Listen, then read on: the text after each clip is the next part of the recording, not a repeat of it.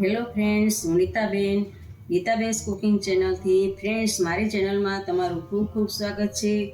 આજે હું તમારી સાથે શેર કરવાની છું બટેટાની મસાલા ફિંગર્સ ચિપ્સ. જે લગ્ન પ્રસંગમાં બનતી હોય છે તે જ આપણે આજે બનાવવાના છીએ, જે ખાવામાં ખૂબ જ ટેસ્ટી લાગે છે. થેપલા, ગાંઠિયા, પરોઠા વગેરેની સાથે લઈ શકાય છે અને એકલા ચિપ્સ પણ ખાઈ શકાય છે, જેની સાથે ટમેટા કેચઅપ પણ સારો લાગે છે. તો ફ્રેન્ડ્સ, ચાલો આપણે બટેટાની મસાલા ફિંગર્સ બનાવીએ.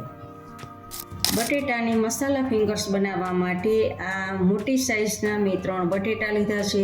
મોટી સાઇઝના બટેટા લેવાથી ફિંગર્સ આપણી સરસ થાય છે. નાની સાઇઝના બટેટા પણ ચાલે, ટેસ્ટમાં તો બધું જ સરખું હોય છે, પણ એ ફિંગર્સમાં મોટી સાઇઝના બટેટા સરસ લાગે છે.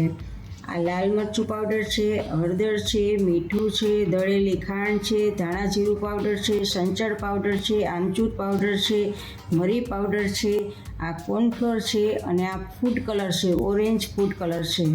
આટલી આ વસ્તુ, અને આપણે તળવા માટે તેલ જોશે, એમાંથી આપણે આ ફિંગર્સ બનાવવાના છીએ. સૌથી પહેલાં તો આપણે આ બટેટાની છાલ ઉતારી લેવાની છે.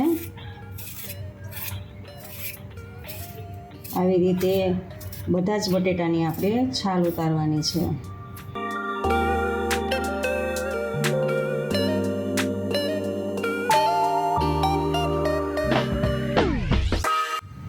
આ આપણે બટેટાની છાલ ઉતારી લીધી છે.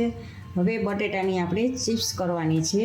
તો આગળથી અને પાછળથી એક સરખું કરી લેવાનું છે, સાઈડમાં અને બધેથી. પછી આ બટેટાનો આપણે બટેટાના શાકમાં ઉપયોગ કરી લેવાનો છે. જવા નથી દેવાના, અને વચ્ચેથી બરોબર આવી રીતે આમ કટ કરી લેવાનું છે. અને હજી એક પણ આવી રીતે આમ, જેટલી પાતળી ફિંગર્સ થશે ને એટલી જ સરસ લાગશે. તો આવી રીતે હજી કટ કરી લેશું આપણે. અને પછી આપણે આને આવી રીતે આમ આ ફિંગર્સ બનાવવાની છે. આવી રીતે પાતળી પાતળી, જુઓ, આવી રીતે આમ બનાવવાની છે. બધી જ ફિંગર્સ આવી રીતે આમ બનાવી લેવાની છે.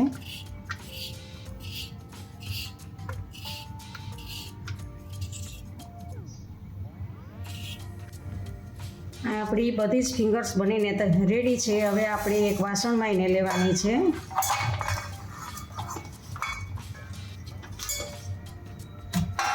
અને એમાં પાણી એડ કરીને ધોવાની છે. 2 થી 3 વખત આવી રીતે પાણી એડ કરીને આપણે સારી રીતે ધોઈ લેવાની છે, જેથી કરીને એમાંથી સ્ટાર્ચ બધા જ નીકળી જાય. જો આ ફિંગર્સને મેં 3 પાણીથી ધોઈ લીધી છે. તો આ ફિંગર્સ આપણી ધોવાઈ ગઈ છે. હવે આપણે આ કોટનનું એક કપડું લેવાનું છે અને એમાં આ ફિંગર્સને સારી રીતે આમાંથી પાણીને આપણે લૂછી લેવાનું છે. એકદમ કોરી કરી દેવાની છે.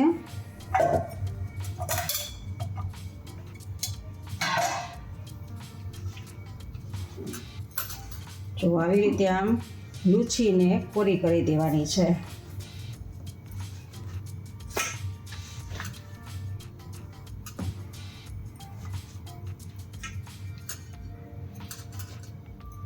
આ આપણી એકદમ હવે કોરી થઈ ગઈ છે આ ફિંગર્સ.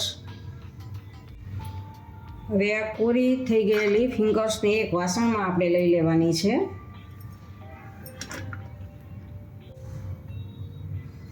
હવે આપણે એમાં કલર લાવવા માટે અડધી ટીસ્પૂન જેટલી હળદર એડ કરશું, અડધી ટીસ્પૂન જેટલું નિમક એડ કરશું, 1 ટીસ્પૂન ધાણા જીરું પાવડર,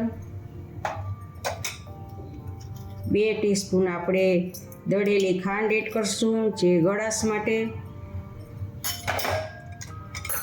અને 1 ટીસ્પૂન જેટલું આપણે આમચૂર પાવડર, જે ખટાશ માટે, અને 1 ટીસ્પૂન મરી પાવડર છે એને એડ કરશું, અને 1 ટીસ્પૂન જેટલું સંચળ પાવડર છે એને એડ કરવાનું છે, અને ચપટી કેટલો આપણે આ ઓરેન્જ કલર છે, ફૂડ કલર છે, જે આપણે કલર લેવા માટે એડ કરીએ છીએ. અને આ આપણું કોર્નફ્લોર છે, એટલે આપણે કોટિંગ માટે, જેથી કરીને આપણી ચિપ્સ છે, ફિંગર ચિપ્સ એકદમ ક્રિસ્પી બને. આ કોટિંગ માટેથી છે. તમે આ કોર્નફ્લોરની જગ્યાએ ચોખાનો લોટ પણ લઈ શકો છો. હવે આને આપણે જેટલો જરૂર પડશે એટલો લેવાનો છે કોટિંગમાં, અને આ બધાને મિક્સ કરવાનું છે. સારી રીતે બધું મિક્સ કરી દેવાનું છે.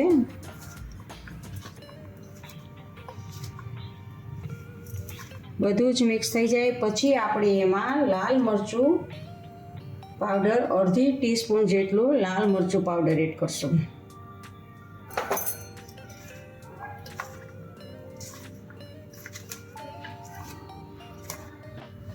આ આપણી ચિપ્સ કોટિંગ કરીને તૈયાર છે. હવે આપણે તેલમાં એકદમ ફૂલ ગેસ ઉપર તેલ રાખવાનું છે ને એકદમ ફૂલ તેલ આવે પછી આપણે આને તળવાની છે. એકદમ ક્રિસ્પી કડક થાય એવી તળવાની છે.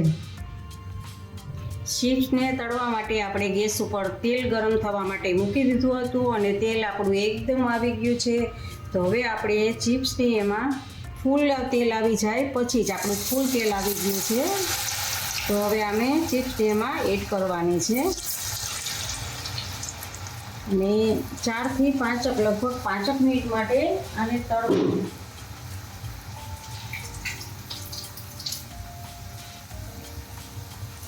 આમ જ આપણે આને 5 મિનિટ માટે ફૂલ ગેસ ઉપર જ આપણે તળવાની છે,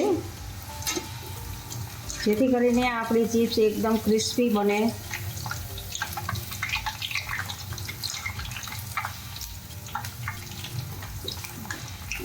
તો એકદમ આમ સરસની આપણી ચિપ્સ દેખાય છે અને ખાવામાં પણ એટલી જ ટેસ્ટી બનશે.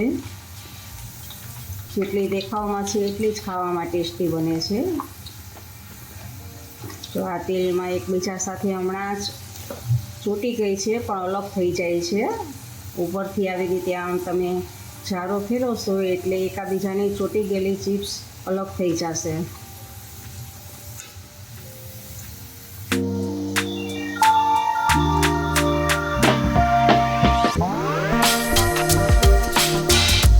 જો આપણે 5 મિનિટ થઈ ગઈ છે અને સરસ ક્રિસ્પી એવી બની ગઈ છે. જો ઉપરથી એકદમ આમ ક્રિસ્પી હોય એવું લાગે છે અને બની ગઈ છે આપણી.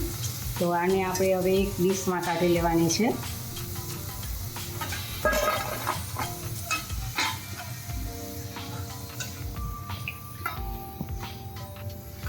એવી જ રીતે બીજી પણ આપણે તળી લઈએ.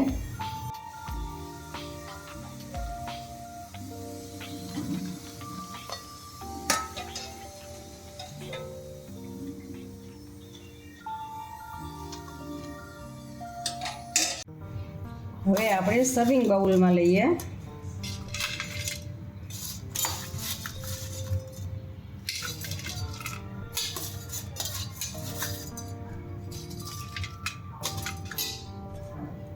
એ ઉપરથી થોડીક ધાણા ભાજી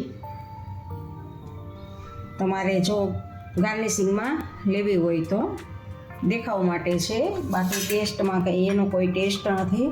અને આપણે આ સાથે ટમેટો કેચઅપ છે. તો આપણી આ ડીશ તૈયાર છે, ફિંગર મસાલા ફિંગર્સ.